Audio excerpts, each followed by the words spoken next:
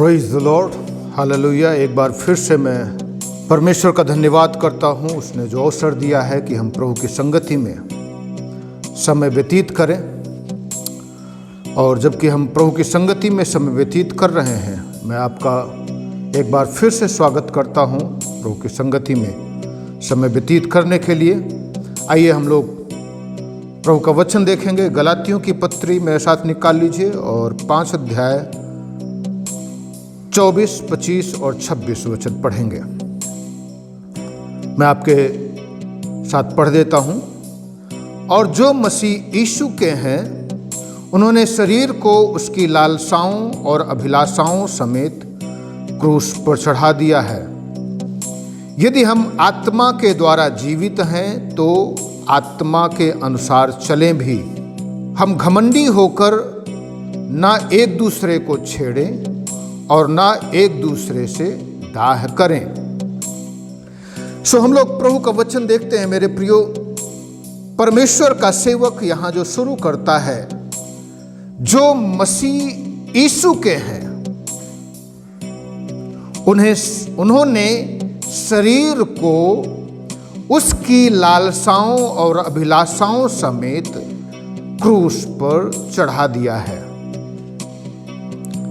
यहां पर पौलुस शरीर की अभिलाषाओं के विषय में चर्चा करता है, जो वो पहले चर्चा कर चुका है एक एक बात के विषय में 19 और 20 और 21 वचन में, जहां पर व्यभिचार, गंदे काम, लुचपन, मूर्ति पूजा, टोना, बैर, झगड़ा, ईर्ष्या, क्रोध, विरोध, फूट, विधर्म, डाह, मतवालापन, लीला क्रीड़ा, इन सब बातों के विषय में वो चर्चा करता है। ये पौलुस कहता है ये शरीर के काम है और ये शरीर के काम एक व्यक्ति को कभी भी स्वर्ग नहीं ले जा सकते हैं। परंतु वो बताता है, पौलुस कहता है, मैं तुमसे कह देता हूं और कह भी चुका हूं पहले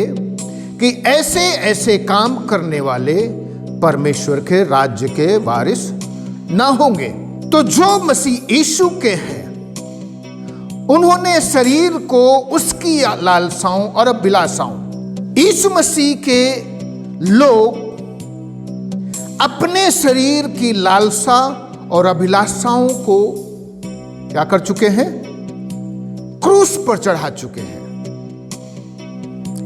पौलुस खुद 2 अध्याय का 18 वचन कहता है, क्योंकि जो कुछ मैंने गिरा दिया, यदि उसी को फिर बनाता हूं तो अपने आप को अपराधी ठहराता हूं। मैं तो व्यवस्था के द्वारा व्यवस्था के लिए मर गया कि परमेश्वर के लिए जीऊं। मैं मसीह के साथ क्रूस पर चढ़ाया गया हूं। अब मैं ना जीवित रहा, पर मसीह मुझ में जीवित है। और मैं शरीर में अब जो जीवित हूं, तो केवल उस विश्वास से जीवित हूं जो परमेश्वर के पुत्र पर है, जिसने मुझसे प्रेम किया और मेरे लिए अपने आप को दे दिया है। तो यहां पर प्रभु का सेवक पौलुस बता रहा है कि अब जो मसीह यीशु के हैं, जो प्रभु यीशु मसीह के पास आ गए हैं, वो शारीरिक बातों में घमंड नहीं करते हैं, शरीर की लालसाओं और अभिलाषाओं पर घमंड नहीं करते हैं, क्योंकि शरीर की लालसाएं और अभिलाषाओं को एक विश्वासी क्रूस पर चढ़ा चुका है। यहां पर वो बता रहा है कि फैक्ट ये है कि एक मनुष्य को अगर कुछ भी स्वर्ग जाने से रोकता है तो वो है शरीर पर घमंड करना, शरीर के अनुसार चलना, शरीर पर मन लगाना। और पौलुस बताना चाह रहा है, ये जो खतना है, ये उसी का एक हिस्सा है। खतना करवाने से कभी भी कोई स्वर्ग के राज्य में नहीं प्रवेश कर सकता है। पौलुस 22 और 23 वचन में बताता है, फैक्ट ये है, अगर कोई शरीर स्वर्ग में प्रवेश कर सकता है तो वो है आत्मा के अनुसार चलना। आत्मा के फल जिसमें लगते हैं, जैसा कि मैंने पौलुस बता चुका है, आत्मा का फल यहां पर तीन चीजों का एक हिस्सा है। आत्मा का फल जैसे प्रेम, आनंद, शांति, ये तीन शब्द, ये इसका जो संबंध है परमेश्वर एक विश्वासी के साथ है। लेकिन नम्रता, संयम और विश्वास, ये प्रेम, आनंद और शांति, ये मनुष्य के हृदय में वास करती है जब उसे परमेश्वर की ओर से परमेश्वर का प्रेम महसूस होता है, अनुभव करता है। और जब ये तीन चीजें मनुष्य के हृदय में आ जाती हैं तो फिर वो धीरज, कृपा और भलाई, ये मनुष्य के अंदर ये गुण जो है प्रकट होने लगते हैं। ये कोई गुण नहीं है, प्रेम, आनंद और शांति ये कोई गुण नहीं है, ये परमेश्वर के द्वारा मिलने वाले अनुभव हैं। परमेश्वर एक विश्वासी को देता है। लेकिन जब ये तीन चीजें आ जाती हैं, प्रेम, आनंद, शांति, तो ये तीन चीजें मनुष्य के अंदर एक गुण के रूप में प्रकट होते हैं, धीरज और कृपा और भलाई। और फिर अगला तीन सेक्शन बताता है विश्वास, नम्रता और संयम। ये दूसरे विश्वासियों के साथ संबंध रखता, रिलेट करता है। तो ये अगर कोई कुछ भी परमेश्वर के राज्य में प्रवेश हमें दिला सकता है तो वो है आत्मा के अनुसार चलना, पवित्र आत्मा को अनुभव करना, पवित्र आत्मा में जीवन व्यतीत करना। लेकिन अगर कुछ भी हमें स्वर्ग राज्य जाने से रोक सकता है तो वो शरीर के काम है मेरे प्रियो। और इसलिए 24 वचन में पौलुस कहता है जो मसीह यीशु के हैं उन्होंने शरीर को उसकी अभिलाषाओं और लालसाओं समेत क्रूस पर चढ़ा चुका है। पौलुस खुद कहता है मैं अपने आप को क्रूस पर चढ़ा चुका हूं, मैं मसीह के साथ क्रूस पर चढ़ाया गया। 2 अध्याय के 20 वचन में अब वो कहता है मैं जीवित नहीं हूं परंतु मसीह मुझ में जीवित है। हालेलुया।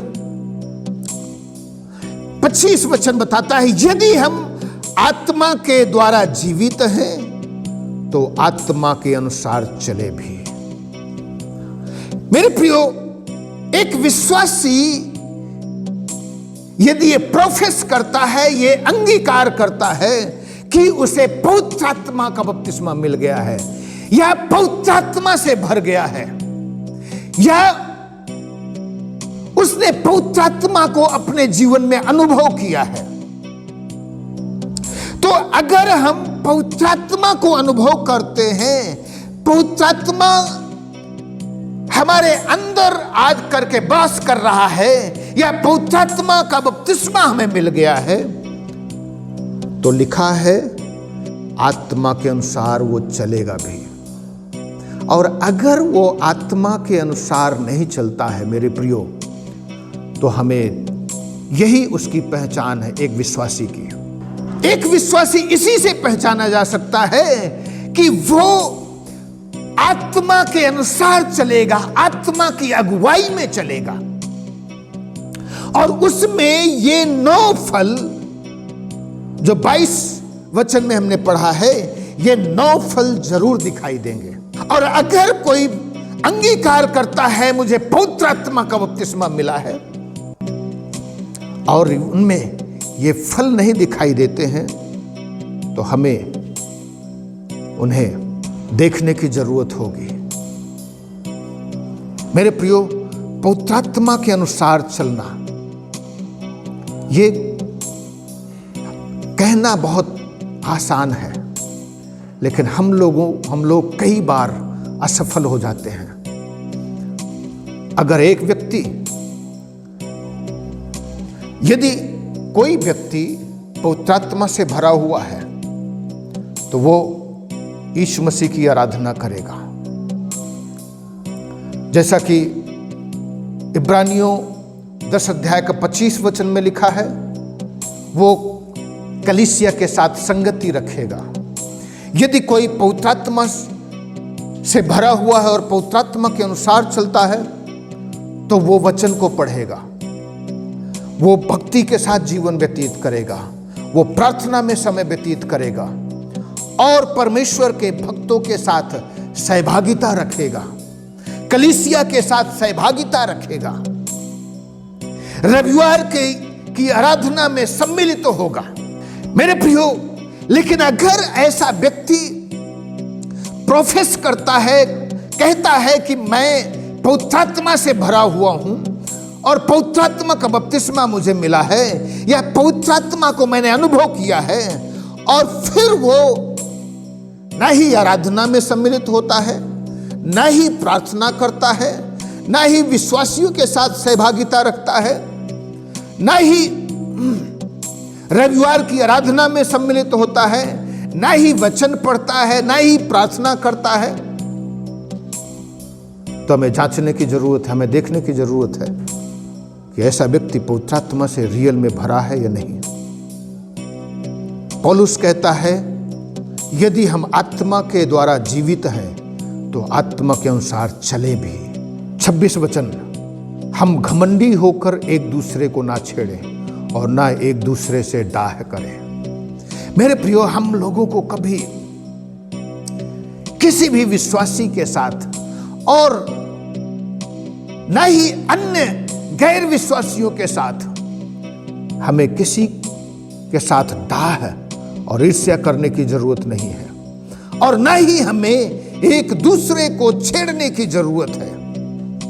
परमेश्वर नहीं चाहता है कि कलीसिया में फूट हो, परमेश्वर नहीं चाहता है कि कलीसिया में विभाजन हो, परमेश्वर नहीं चाहता है कि परमेश्वर की कलीसिया में जो विश्वासी लोग हैं आपस में किसी तरीके से मनमुटाव करें या डाह करें या जलन करें या ईर्ष्या करें या मन और मत भंग हो। मेरे प्रियो, 5 अध्याय का 5 वचन में 15 वचन में हम पढ़ते हैं, यदि तुम एक दूसरे को दांत से काटते और फाड़ खाते हो तो चौकस रहो कि एक दूसरे का सत्यानाश न कर डालो। यहां पर ये यहूदी मत के लोग आकर के ऐसा ही कुछ कर रहे थे। मेरे प्रियो, वो खतने की शिक्षा दे रहे थे और उसके साथ कुछ लोगों को व्यवस्था का पालन करने की शिक्षा दे रहे थे, जिसमें से बहुत सारे विश्वासी लोग उनकी बातों में आ गए थे। इस प्रकार से कलीसिया में फूट पड़ना शुरू हो गई थी। कुछ लोग उधर और कुछ लोग सच्ची कलीसिया के साथ खड़े रहे। मेरे प्रियो, आज कलीसिया को मजबूत खड़ी होने की जरूरत है, झूठे शिक्षकों से सावधान रहने की जरूरत है, और ऐसे लोगों को भी बताने की जरूरत है जो अपने आप को कहते हैं कि हम पवित्र आत्मा से भरे हुए हैं, पवित्र आत्मा का दान हमें मिला हुआ है, पवित्र आत्मा से भरे हुए हैं, पवित्र आत्मा का अनुभव किया है, लेकिन वो चर्च नहीं आते हैं, संगति नहीं करते हैं, आराधना में शामिल नहीं होते हैं, प्रार्थना नहीं करते हैं, वचन नहीं पढ़ते हैं और बहुत सारी चीजें हैं जिसमें वो शामिल नहीं होते हैं। ऐसे लोगों को हमें प्रभु का सच्चा संदेश बताने की जरूरत है, मन फिराव का उन्हें संदेश देने की जरूरत है, ताकि वो प्रभु के वचन की मुख्य धारा में फिर से लौट आए। आइए अपनी आंखों को बंद करें। परमेश्वर पिता, जितने लोग तेरा वचन सुन रहे हैं प्रभु, उन सबको आशीष दे और प्रभु तेरे वचन के मुख्य धारा में लौट आने में उनकी सहायता मदद कर। प्रभु तमाम झूठे शिक्षकों से सावधान रहने में उनकी सहायता कर।